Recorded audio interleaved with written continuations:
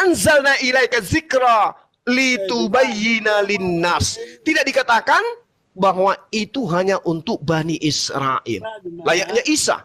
Ya Bani Israel, ini Rasulullah ilaikum, wahai Bani Israel, aku ini utusan Allah untuk kalian. Kalau baginda Rasulullah Muhammad SAW diterangkan, wa anzalna ilaika dzikra litubayyina linnasi ma nuzzila ilaihim wa la'allahum yatafakkarun. Dia dikhususkan untuk seluruh umat manusia, bukan satu golongan aja. Nah, itulah yang dikatakan Al-Quran itu adalah mujizat, Bang. Anda mau bercerita tentang apa yang dibutuhkan oleh kehidupan manusia, tentang bernegara, ingat dasar Pancasila, ketuhanan yang Maha Esa, Al-Quran. Pembukaan Undang-Undang Dasar 45, bahwa sesungguhnya kemerdekaan itu ialah hak segala bangsa, dan oleh sebab itu dilanjutkan atas berkat rahmat Allah. Tidak dikatakan atas berkat rahmat Yahweh, atas berkat rahmat Yehova, atas berkat rahmat Theos. Tidak. Atas berkat rahmat Allah. Islam, Al-Quranul Karim. Itulah mujizatnya.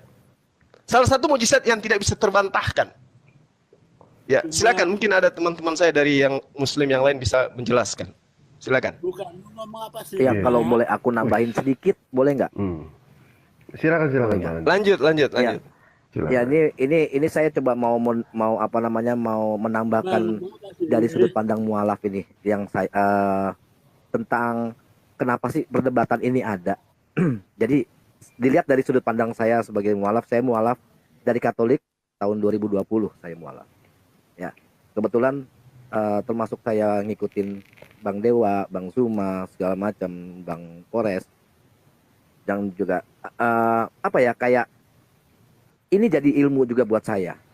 Tapi awal mulanya kenapa saya terjun, ini gambaran ya. Ini kenapa saya terjun juga ke tempat diskusi ini, debat ini.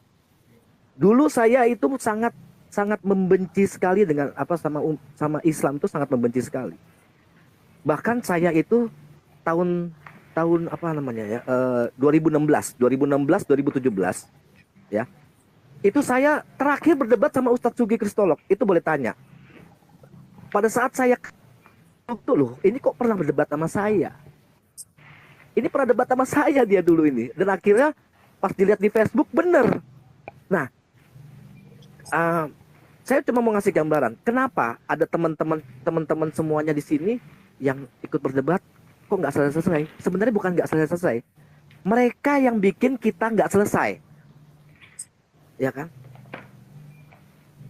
Utamanya adalah, coba lihat di YouTube, Yusuf Manubulu bikin kesaksian murtadin, terus ada yang namanya apa namanya, mereka ini cara menginjilinya kayak begini, seperti ini, seperti saya dulu. Bagaimana cara menjerat umat Islam supaya murtad? Bagaimana menjerat umat Islam supaya mereka mengikuti Injil-Injil ini? Nah, ini di sini yang saya coba mau membantu teman-teman. Oh ya, oke. You membongkar Al-Quran dengan hadis-hadis yang mungkin kayak gimana? Nah, kita memberitahukan sebuah kebenaran. Disinilah kita sebenarnya mencegah adanya upaya-upaya pemurtatan, gitu loh. Bukan ada apa namanya, si Bang Dewa cari koin ini, oh enggak. Ini mereka semuanya ini awalnya bukan di TikTok, tidak. Ini di YouTube. Maaf. Pertama itu di WhatsApp grup. Saya tuh sama Bang Zuma, sama Bang Dewa itu udah lama itu begitu di WhatsApp grup apa namanya, debat lintas agama. Itu kita nggak dapat bayaran kok, tidak ada bayaran sama sekali. Bang Zuma juga punya usaha sendiri, Bang Dewa, saya juga punya kedai kopi. Buat apa koin? Jadi mereka itu memframing hal seperti itu supaya kita jatuh. Disinilah. Jadi aku cuman sekali lagi aku menekankan buat mereka-mereka di sini, Bang Zuma, Bang Nevlos, Bang Kores, Bang Dewa, dan teman-teman semuanya, pejuang-pejuang Islam di sini. mereka itu memberikan sebuah kebenaran, bukan pembenaran. Karena kita mematahkan pembenaran-pembenaran yang mereka lakukan, supaya apa? Supaya teman-teman muslim tahu kebenaran yang mana, dan ini unsurnya mencegah adanya upaya-upaya pemurtatan. Oke, terima kasih. Silakan lanjut kepada yang lain. Itu aja. Baik, terima kasih banyak Bang Andre. Luar biasa ya pemaparan dari Bang Juma tadi, sampai merinding nih, ke dompet merinding ini. Ya Allah, kuku merinding, semua merinding ini. Nah, ini kembali ke ke Bang Ako ya. Yang perlu Bang Juma rekan-rekan adalah seorang ateis, tapi di KTP-nya dia itu adalah Kristen. Dialah selama ini disibukkan dengan segala aktivitas, tetapi dia melupakan yang namanya konsep keselamatan dan ajaran agama, begitu. Dia sudah percaya Tuhan, cuma sayang ya Bang Ago ya, kita sudah, kemarin pun tadi pun sudah kita bahas ya, yang berhak untuk membicarakan itu hanyalah agama. Sementara agnostik tidak punya hak, apalagi seorang ateis. Dan saudara kita, kalau beliau itu hanyalah seorang pengikut Kristus. Apakah seorang pengikut pantas untuk membicarakan soal ketuhanan? Tidak. Tetapi yang pantas membicarakan ketuhanan hanyalah agama. Itu yang benar. Agama itu cuma satu, Islam. Tidak ada agama yang lain. Yang lain cuma agama bikin-bikinan saja. Silakan Pak Ako sendiri itu yang menilai itu semua. Jawaban sudah ada semua, tidak ada bantahan sama sekali dari Pak Ako semua. Nah sekarang jangan ditunggu kata Dewa. Kalau mau tobat, jangan dinanti-nanti, nanti keburu mati. Kalau mau insaf, jangan kapan-kapan. Takut nanti terbungkus oleh kain kafan. Mumpung kita masih ada di atas tanah, siapa tahu besok lusa tanah di atas kita. Mau tobat, percaya Tuhan Yesus. Silakan yang lain ditambahkan. Aku mau nanya aja supaya kita langsung sat-set. Gimana? Kalau mau Tadi tobat, kan udah ada Tuhan jam-jam. Yesus. Bimbangnya masih? Enggak ada sih bang keraguan bang, udah bang. Alhamdulillah. Waduh. Berarti udah siap untuk dituntun syahadat?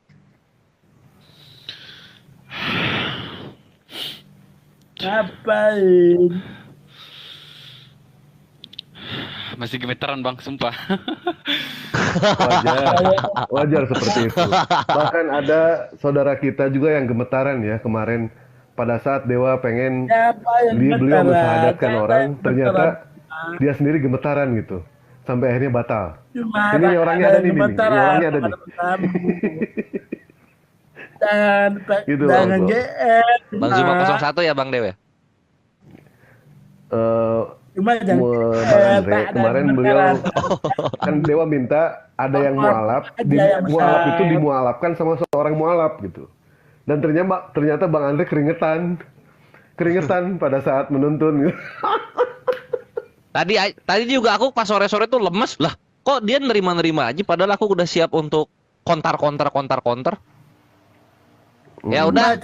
Kalau beberapa menit lagi udah siap bilang ya. Ini di sini mumpung para asatid dan para senior mualaf brother Ako udah ada.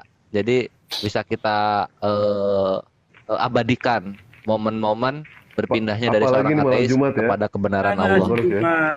Iya. Malam Jumat lagi ini. Ya cepatlah, sudah nggak Malam sabar Jumat. nih. Nambah saudara nih. Aduh, saya udah nggak sabar. Oh iya. Coba Ini nambah malam saudara. ini syahadat, besok sholat Jumat, brother Eko. Cantik Iya. banget. Iya. Coba calon saudara kita. Apalagi ya, apalagi kemarin kan Dewa bilang kan, hadis kan, apabila kita melakukan kebaikan di hari Kamis, di hari Kamis, bersahadat di hari Kamis, insya Allah besok hari Jumat. Ayolah, ngapain mesti ditunggu? Ada aja. Ada. Ya udah nanti kalau udah siap bilang iya ya, kita mau ngobrol sambil ngisi. Iya. Sebelum saya mau syahadat bang, saya pengen tahu Nabi Muhammad itu sebenarnya sosok beliau itu bagaimana gitu bang. Saya minta pencerahan Nabi Muhammad itu bang.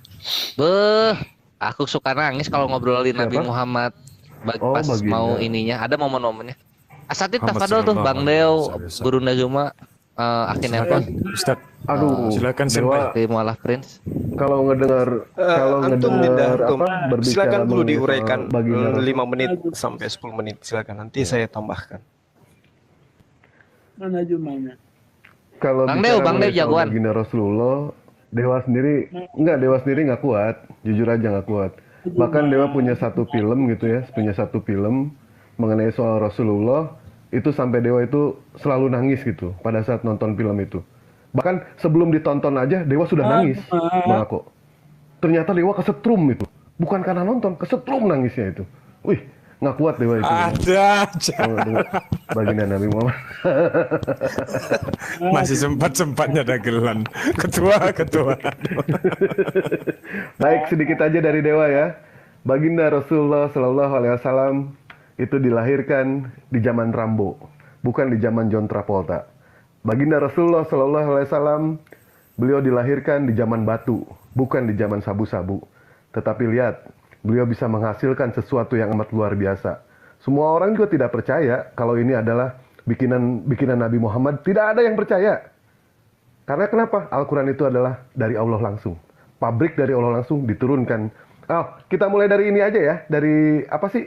Dari apa? Dari tahun 0 ya, baginda Rasulullah ya, begitu ya maksudnya ya. Pak Ako? Iya. gimana? Oh, Iya dari bang, 0 ya. saya pengen tahu sosok beliau itu kayak mana bang. Baik. Mana Juma? Rasulullah itu dilahirkan, beliau itu tidak pernah yang namanya dapat sentuhan dari tangan kekarnya seorang bapak. Rasulullah dilahirkan, dia tidak pernah merasakan sentuhan halusnya dari seorang ibu tercintanya, tidak pernah. Karena memang itu ada unsur kesengajaan dari Allah Subhanahu wa taala. Ketika ibunya mengandung, bapaknya meninggal. Ketika Rasulullah dilahirkan, ibunya tidak lama pun meninggal. Ketika beliau itu dirawat sama kakeknya selama 2 tahun, kakeknya pun meninggal. Tidak ada sama sekali satupun juga manusia yang merawat Rasulullah. Tanpa kita sadari, ternyata Rasulullah itu dirawat langsung oleh Allah Subhanahu wa taala tanpa disadari. Beliau punya seorang paman yang selalu membela ya, yang selalu membela kalau beliau ada apa-apa. Siapa dia? Warokah bin Nopal. Allah ambil Warokah bin Nopal. Beliau bersembunyi di balik istrinya yang bernama Siti Khadijah. Siti Khadijah pun Allah ambil. Rasulullah tidak punya guru sama sekali. Tanpa kita sadari, Bang Kores deh, Dewa nggak kuat kalau nyerita Rasul. Bang Kores aja, yang lain aja deh. Yang lain silakan. Mana? Aduh. Mana? Ini dari perspektif ini aja ya.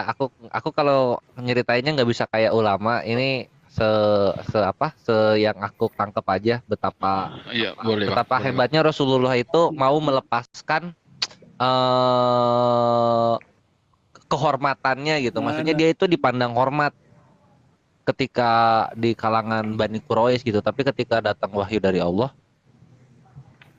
dia kan mewahyukan sesuatu tuh yang datang dari kebenaran. Tapi qadarullah kebenaran ini tuh sangat bertentangan sekali dengan keluarganya, dengan komunitasnya yang memandang dia sebagai al-amin atau orang yang terpercaya gitu.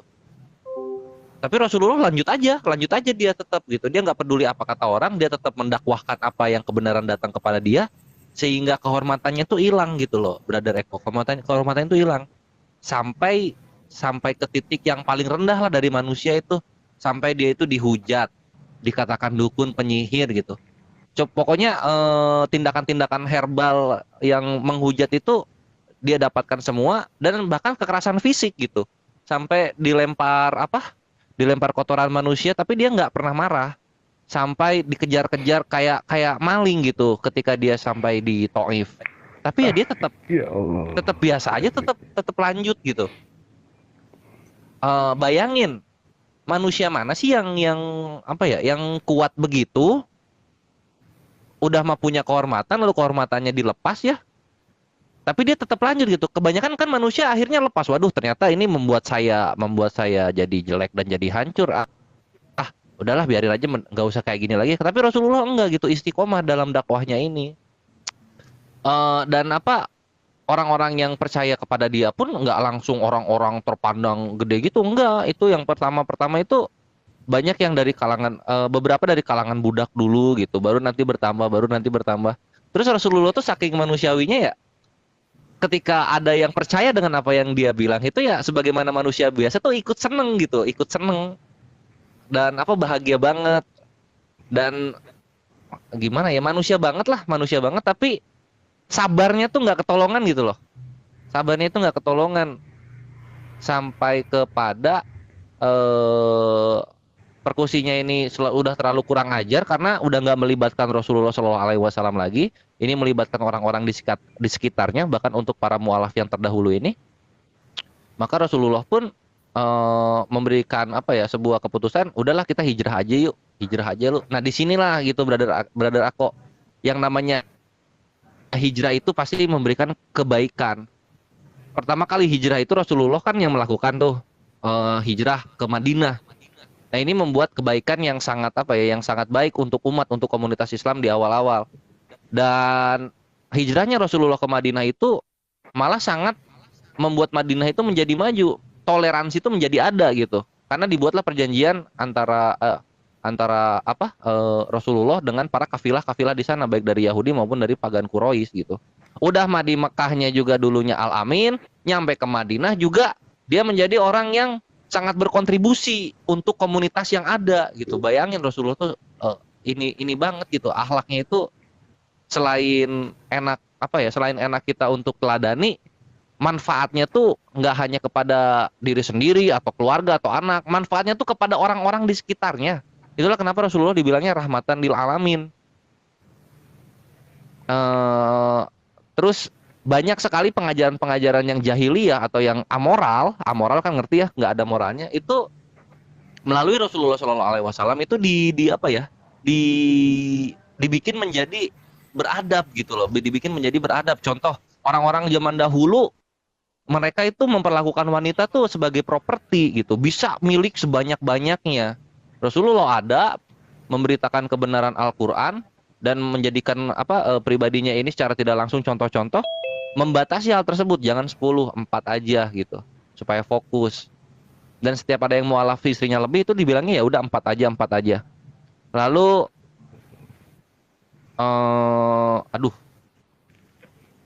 ya itulah banyak banget bre. Gue tuh paling nggak kuat itu kalau udah misalnya dekat-dekat ke meninggalnya itu, karena banyak yang sedih, dan sedihnya mereka itu gue aja yang jauh ini sedihnya tuh sedih banget gitu, apalagi mereka yang ini loh ya, mereka yang hidup bersamaan dengan Rasulullah itu sedihnya pasti sangat kehilangan sekali.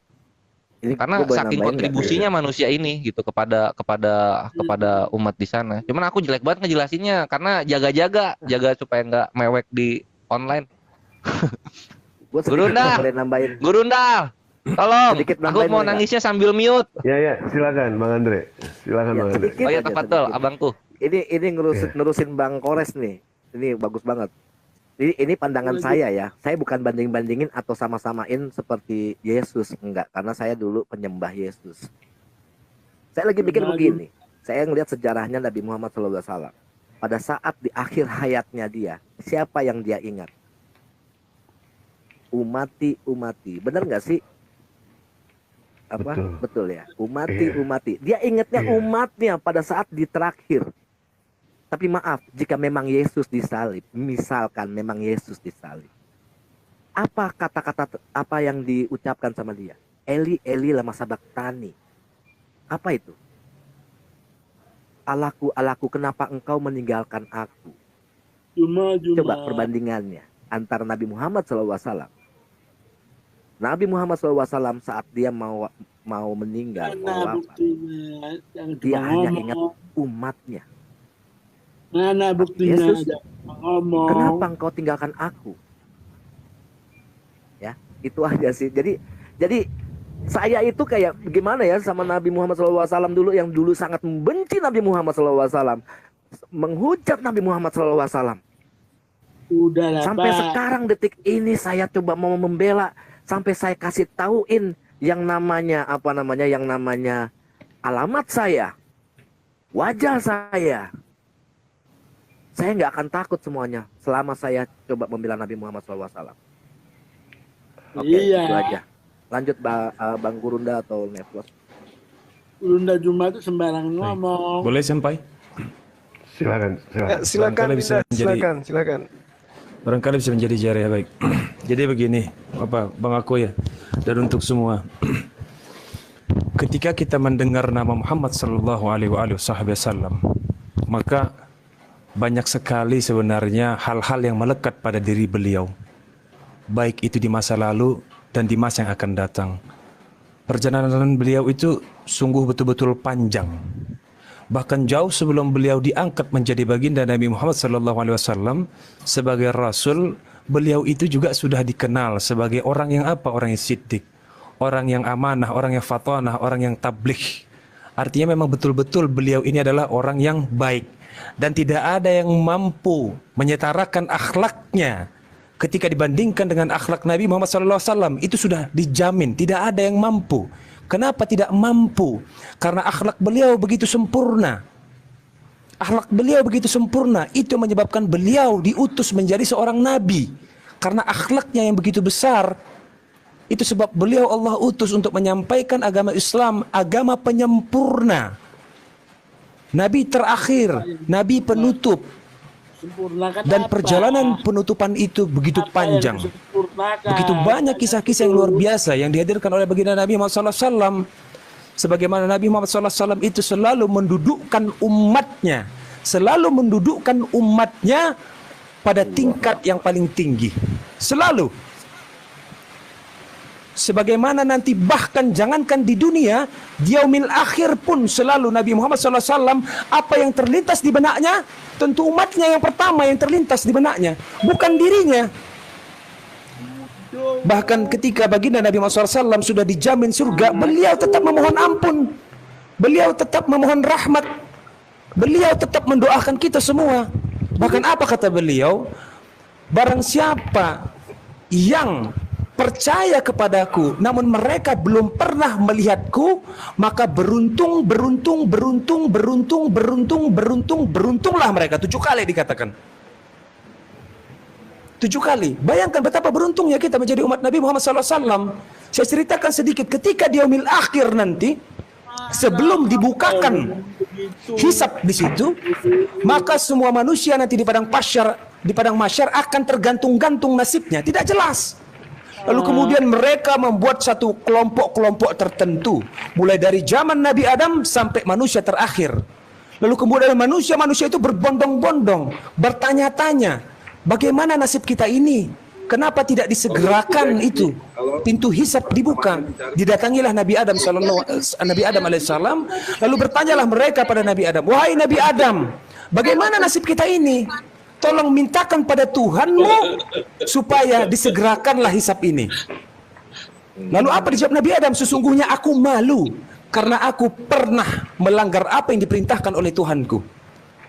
Lalu mereka mencari lagi nabi-nabi setelahnya, Nabi Ibrahim, lalu kemudian Nabi Musa. Begitu juga alasannya bahwa aku pernah gagal untuk membawa umatku beriman kepada Allah Ta'ala. Lalu sampai ketemu dengan Nabi Isa alaihissalam, Isa pun berkata demikian. Apa kata Isa? Carilah manusia yang cahayanya memancar ke langit sampai tiang arsy. Cahayanya ke atas menuju tiang arsy. Lalu dicari oleh mereka. Dan ternyata siapa itu? Nabi Muhammad SAW.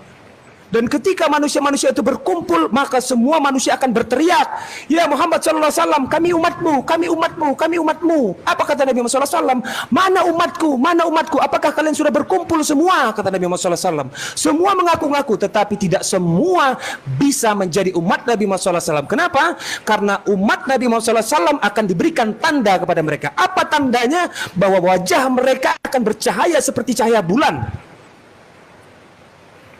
yang senantiasa berselawat kepada baginda Nabi. Kenapa? Nabi Muhammad SAW bersabda, "Man ahsannati faqad ahabani wa man ahabani kana fil jannah." Barang siapa yang mengikuti sunnahku, maka ia cinta kepadaku. Dan barang siapa yang cinta kepadaku, maka ia akan ke surga bersamaku. Apa kata Rasulullah pada waktu itu? Baiklah, ketika kalian sudah berkumpul, ya Allah, ya Tuhanku, bukakanlah pintu hisab. Apa kata Allah Ta'ala? Karena engkau ya Muhammad kekasihku yang meminta, maka aku perintahkan, wahai Jibril, ambilkan timbangan mizan, diambil timbangan yang begitu besar yang kelak akan menimbang pahala dan dosa kita. Wahai Ridwan, bukakan pintu surga, dibukakan Ridwan pintu surga bagi orang-orang yang tidak memutus tali silaturahmi, maka akan mencium aroma wanginya, lalu ditutup kembali. Wahai Malik, bukakan pintu neraka jahanam. Dibuka pintu neraka jahanam itu dan semua manusia dalam keadaan takut pada waktu itu. Lalu apa kata baginda Nabi Muhammad SAW? Siapakah yang lebih dulu dihisap? Siapakah yang lebih dulu mendatangi pintu surga Firdaus? Siapa yang lebih dulu? Kita. Bahkan Nabi Muhammad SAW itu terakhir. Kenapa? Karena begitu cinta dia kepada umatnya, dia ingin umatnya itu semua masuk dulu ke dalam surga, tidak ada yang tersisa satupun. Maka dia memohon ampun kepada Allah Subhanahu wa taala untuk diberikannya syafaat, pertolongan atas rahmat Allah taala, atas izin Allah taala, Nabi Muhammad sallallahu alaihi wasallam bisa memberikan sebagian pertolongannya. Diberikan pertolongan. Begitu besar kecintaan beliau. Itu salah satu yang membuat umat Nabi Muhammad sallallahu alaihi wasallam ini begitu mengagumi, begitu mengagungkan beliau. Karena akhlak beliau yang begitu tinggi dan tidak ada satupun manusia yang bisa setara akhlaknya dengan Nabi Muhammad SAW. Kenapa tidak bisa? Wallahu a'lam bishawab. Karena beliau memang sudah menjadi pilihan Allah Ta'ala. Mungkin itu barangkali. Silakan Ustaz. Sampai. Ya, Masya Allah, Subhanallah. Mungkin sudah cukup ya saudara aku tentang baginda Rasulullah Muhammad SAW. Boleh nggak minta dari Bang Jawa, Bang? Masya Allah. Apa itu? Apa itu, Bang?